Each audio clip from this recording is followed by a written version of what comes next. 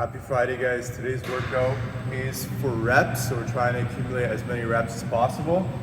We're gonna go in intervals. This is a different style of workout where we're going 2 minutes of handstand push-ups, 2 minutes of kettlebell swings, 2 minutes of box jumps, then we're gonna rest for 2 minutes.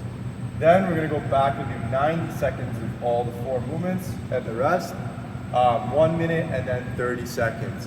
So with this style of workout, guys, we're kind of going at a slower pace, but being consistent with our rep scheme. Then as we get closer and closer to that 30-second mark, we're increasing our intensity. So that 30-second mark, you should kind of be going at a 90 to 100% effort. Maybe at that 2-minute mark, you're going for a 60 to 70% effort, but you're being as consistent as possible.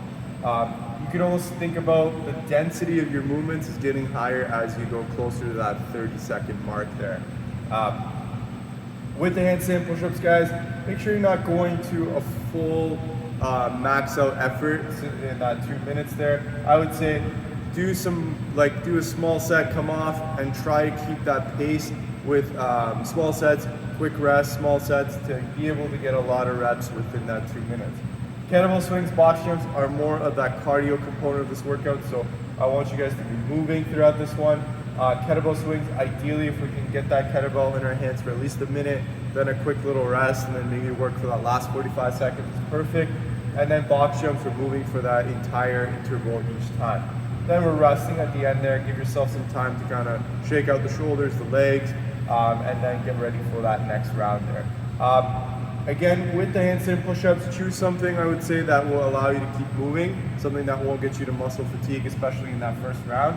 That might be going handstand push-ups with some mats, or doing dive bombers, or feet on a box, or just going regular push-ups. Kettlebell swings, guys, this is the weight prescribed, 24 and 16 kilos. If you don't have those weights, just find something that you're comfortable swinging at home. It doesn't have to be a kettlebell. Remember, we can use almost any object for that, for the kettlebell swings. And then box jumps, if you don't have something to jump onto, you can always find something to jump over. So you can find a bench, or as simple as just jumping over some kind of line on the spot. That'd be perfect to use for your box jumps today. After you finish that workout, guys, we're gonna finish off with a cool down, 2 minutes of a low back stretch and 2 minutes of a pancake stretch. So just really trying to open up the QL muscles back there, guys, and then that pancake stretch, really just trying to open up the groin, the adductors there, to get you guys set for the next day to come. Hope you guys enjoy today's workout and the afterburner. We'll see you next for the warm-up video. Alright guys, so we're here for that warm-up. We're going to start off with some quick joint mobility for those ankles. So we're going to do some lateral ankle tilts. So you're going to stand in that hip width stance, then you're going to put that foot forward that you're going to go for those tilts with. You're going to stay nice and tall, look straight ahead, and then you're going to roll that ankle out to the side. So in that lateral direction, really slowly with a nice flow to it, so make sure it's not really choppy. I don't want you guys going way too fast out to the side. Really try to focus on the ankle joint rolling out to the side and then back in again. We're going to do 5 on one side, then switch your stance, do 5 on the opposite side. Again, go nice and slow, looking straight ahead and staying tall. Then we're going to go into medial tilt, so we're going to roll that ankle inwards this time. We're going to go into a wide stance here, bend the knees a little bit, and we're going to roll that ankle inwards, then back to that center position. We're going to go 5 again with that left leg, and then switch 5 on that opposite side. So again, focus here is really trying to move that ankle inwards with the medial tilt, and the lateral tilt, we're trying to push that ankle out to the side as much as we can. After that, guys, we're going to get into that warm-up. So we're going into 3 sets here. We're starting off with a quick little complex 6 and 6 Spiderman lunges plus a side kick through. So kind of from that animal flow you might have followed yesterday. That's one of the moves you'll see there, guys. We're going to start in a push-up position. We're going to bring our foot forward into that lunge position here. We're going to drop that elbow down, feeling that stretch. Then we're going to bring that foot back. Then we're going to lift that one leg up, get that foot through, making sure that elbow's locked out, my hips are all the way open, my foot is out. bring that foot back into the center position, and we can do the opposite side. So bring that foot to that Spiderman lunge, back here, then we're gonna roll out to the side, hips open, then back to that neutral position. So 6 total on, or sorry, 6 per side here. Once you're done that, find yourself a weight or 2 weights here. You're gonna go for some single-legged deadlifts with a fly at the end. So arm fly there. We're gonna really try to get to a position we feel stable before we do that fly. So we're gonna come down nice and slow. Find that position we're stable. Then we're gonna go for that nice fly there, squeezing our back in again, then open up the hips. Same thing, go back down with that same leg. Stable position, back nice and flat. Go for that fly, back in again, and then stand all the way through. Notice my back leg was a little bit bent there, so try to keep that leg straight as well. It'll help with your balance. So bending over, keeping that leg nice and straight as best you can. Fly, and then back up again. 8 on one side, then 8 on the opposite side, guys. Once you're done with those flies, with 1 weight here, we're gonna go for another complex again. Front rack lunge plus a knee raise at the end. So we're gonna hold that weight on that one side, and we're gonna lunge with the opposite leg. So we can go for that reverse lunge, legs going back here. Then we're gonna stand up through it and bring our knee as high as we can. Then go back to that neutral position. So again, front rack position, elbow nice and tall. We're gonna reverse lunge, keep that shin nice and vertical to the floor.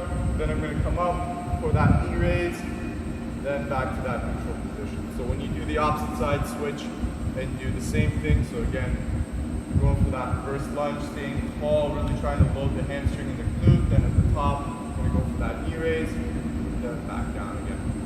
So 10 and 10, 10 on the left leg, 10 on the right leg, and then we'll repeat those sets 2 more times to get ourselves ready for the workout. We'll see you guys next for the workout movements. So for the strict handstand push-ups, again, you can have that second progression just in case that first progression you just lose your strength, or like halfway through you're not able to do the rep. Always have that second backup in case, just to keep the workout going. So for that, guys, we're going to talk about that dive bomber. So we're going to use that dive bomber as a progression, and then we're going to go into that strict handstand push-up as the next progression above that. So with that dive bomber, guys, you go nice and wide with your feet. You guys should use some kind of ab mat or some kind of mat to get your head down to the ground, at least when you make contact with it. Hands are going to be in about push-up width, and they're going to be close to the feet. From here, we're going to think about leaning forward so that we're on those toes and getting over top of those wrists. And then from there, we're going to be dropping the head down right in front of our hands. So notice that my hands are behind my head and they're not in line. So I want them back here. Then I'm going to press my head straight through the window to finish that rep.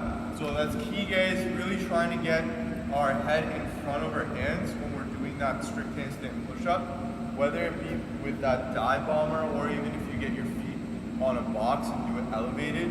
Make sure that head is going in front of the hands so we can really use that back to drive it up and not use the front of the delts and put too much pressure on the shoulder there. So you guys can do those, or you can do your strict handstand push-ups against the wall. Same things apply. Get those elbows in, get that head in front of the hands, stay in a nice tight body position there. So for your kettlebell swings, something new that I want to talk about here, guys, that sometimes maybe we miss, we don't mention it enough, is your knee position. So I will see when the kettlebell is going down, things look awesome. As soon as you're about to shift your weight to go up, sometimes I'll see the knees shift. You may not even notice that. But when your knees shift, your weight is now transferring to mid foot to the front of the foot. So now I got my lifters on, but you can still see that the weight is off my heels. So now I'm pushing and driving my hips through my quads. So knee position, on the rebound is very critical. So when you go back up, don't let your knees scoot forward too quickly, okay? Keep your knees somewhat back to create tension in those hamstrings to get everything out of your hips, but coming from the hamstring opposed to your quad. This is such a common problem that is seen on Olympic lifts, whether it be the jerk, whether it be the clean or snatch. This is your time where you can fix that knee position, which is, for Olympic lift, is that second pull, when you're transitioning from the first to second pull. Now, if that's too complicated, or you're not sure what that means, ignore me, just focus on the knee position on your kettlebell swing spin.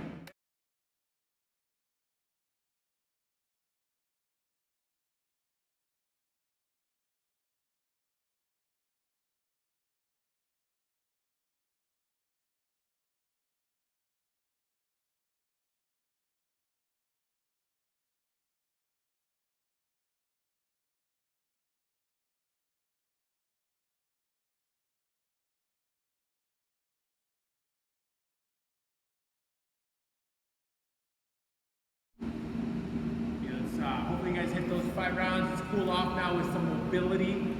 First stretch, going for 2 minutes, and so you're just holding it in the stretch, guys. For this stretch, again, it's the low back that you're trying to emphasize. So you are gonna round your back. You're gonna start by being in the seated position. Bring your heels together. Depending on your flexibility, see if you can get your arms underneath it. But if your flexibility is a little bit tight, you can grab your toes, pull yourself slightly forward. If you start noticing that you're kind of comfortable in this position, slide your arms underneath your shins. Where now you're placing your elbows to the floor, bringing you that much lower. Notice how my back is rounded. To get into this stretch, you want to really just kind of decompress and let everything go. So breathe through it, guys, and just relax your body.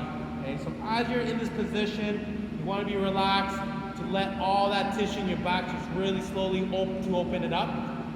If you find that it's hard to breathe, back it off a little bit. Okay, now you're going to create tension. You're not going to really get a good stretch. Okay, so go as low as you're comfortable. If you have better flexibility than me, you really want to get lower and lower and lower, guys, to the floor, where you almost even tucking your belly button in to get your QL so the low back muscle. When you're done the 2 minutes there, then you're gonna go 2 minutes in the pancake stretch. You don't need a post, but you can use a post if you have something at home, or you can grab a door jam where you kind of reach in to one side. You wanna kick out your feet as wide as you can. Play around with your position of your toes. Sometimes I'll stretch it with my toes going forward, sometimes I'll pull my toes in. They adjust the stretch just slightly different, okay? So first I'm gonna start with toes in. I'm gonna grab that post, I'm gonna pull myself in. This one's gonna round your back a little bit as well, but your emphasis is on your groin, so your inner thighs. You're pulling yourself in. If you're not getting much of your inner thighs, maybe bring your toes back or forward, kind of play around with the position of your foot. Or last, like I mentioned, you can point your toes, where when I point my toes, I'm able to get a little bit deeper of a stretch. Okay, so play around with it, emphasize your groin.